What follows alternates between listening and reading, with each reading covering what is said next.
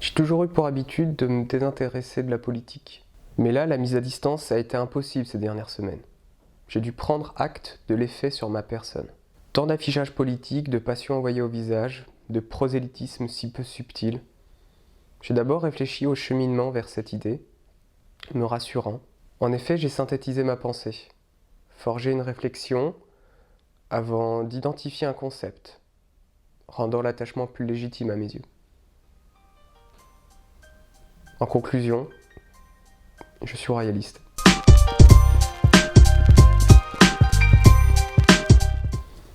Tout est parti d'une remise en cause, d'une prise de conscience du système en place et de la puanteur politiquement identitaire qu'ont pu revêtir les différents réseaux sociaux et d'information lors de cette présidentielle. Cette culpabilisation permanente de l'abstentionniste que je suis, convaincu que cela prouve simplement l'attachement au dernier souffle qu'est le vote d'une démocratie en phase terminale. Je le vois ce problème, l'escroquerie qu'est la démocratie républicaine à la française. Le vote serait un acquis sans prix, un devoir. Le vote serait une responsabilité. Le mot est lâché. Un pouvoir conséquent sur les dirigeants de notre pays. Les combats politiques menés ne me montrent que passion, identitarisme et clivage inutile. Ne perdez pas votre temps à gaspiller votre engagement pour des enjeux vous dépassant, pour des éléments sans impact sur votre quotidien. Vos amis et votre famille sont vraiment de l'or et ce sont eux qui bercent ce quotidien. Et j'ai trop vu cela être brisé par une différence d'opinion. Souvenez-vous de celui qui vous connaît le mieux. J'ai vu les prosélytes, les crieurs, les passionnés se répandre, me mettant personnellement en apnée. Vos combats sont inutiles, ils ne servent que le même logiciel, les mêmes fondations. Ce que je constate, ce ne sont que des individus cherchant la confiture avec le moins relent de pisse à étaler. Le problème étant que la tartine, elle reste toujours la même et elle a un fort goût de merde. Corruptible, malhonnête ou tout simplement impuissant, je ne souhaite en aucun cas être responsable de l'action d'un être et rien de logique ne nous y pousse. Le vote, c'est légitimer sur un choix, sur un réel pouvoir d'influence, validant l'action encore inconnue d'un individu tout aussi peu vertueux que peut l'être l'être humain. Je ne me formalise pas sur de simples arguments pro-abstentionnistes. Rends-toi compte du peu de pouvoir que tu disposes sur tes élus et sur l'ensemble des institutions régaliennes. Je ne cautionnerai jamais d'être à un quelconque moment responsable et acteur d'un mouvement dont je ne suis que spectateur. La République n'est qu'un film, choisi sur 3 ou 4 médiocres proposés à l'affiche, où personne n'a jamais demandé à se faire rembourser le billet, même si la projection était mauvaise, et ça ne t'a jamais empêché de retourner au cinéma d'ailleurs. Alors oui, je suis royaliste, mais ne crois pas que je souhaite amorcer un mouvement rétrograde. Le pouvoir politique n'a rien à voir avec les progrès et acquis sociaux.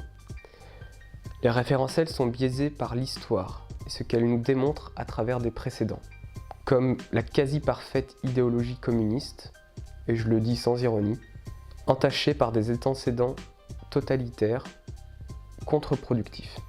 L'histoire nous justifie trop souvent le rattachement d'un roi à la notion de divin, de religion, comme si là où nos dirigeants cherchant une légitimité à travers le peuple, le souverain l'obtenait d'une forme d'autorité divine.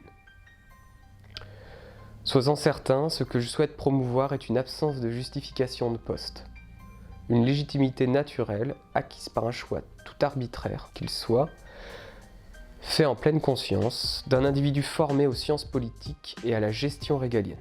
Là où nous aurions un souverain entièrement dédié à sa tâche, mu uniquement par l'ambition et la passion de diriger et d'ordonner un territoire et son peuple, nous autres, détachés de tout intérêt dans l'investissement professionnel, personnel ou même identitaire et passionnel avec la vie politique et son idéologie, nous aurions l'opportunité de s'assurer du plein investissement que nous ferions dans nos vies à notre simple échelle.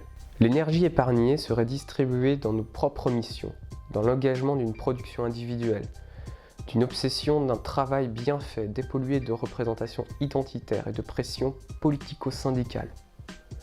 Détachés de ce dont nous ne pouvons être responsables, viendra l'avènement d'un royalisme stoïcien. Ma vision reste perfectible, mais a le mérite de se structurer d'une certaine logique, d'un constat indéniable. te vois venir à soutenir un aspect totalitaire dans ma démarche. Je te laisserai simplement alors avec cette réflexion. Rappelle-toi lorsque par le peuple, il est jugé responsable et légitime d'agir en contre-pouvoir. Un peuple se révoltant face à son roi est apparu toujours plus justifiable face à une certaine forme de dictat, lorsque le peuple n'avait jusqu'alors pas son mot à dire, du moment que sa bonne condition était assurée. Mais remarque alors que du mouvement que la plèbe a fait son choix, la révolte, quelle qu'elle soit, les velléités apparaît grotesque. Décrédibilisée face au jugement du pouvoir et parfois du peuple lui-même, renforcée par le concept ridicule au possible d'une protestation réglementée et cadrée par le protesté lui-même, comme nous le démontrent les mouvements de protestation dans le seul système proposé de nos jours.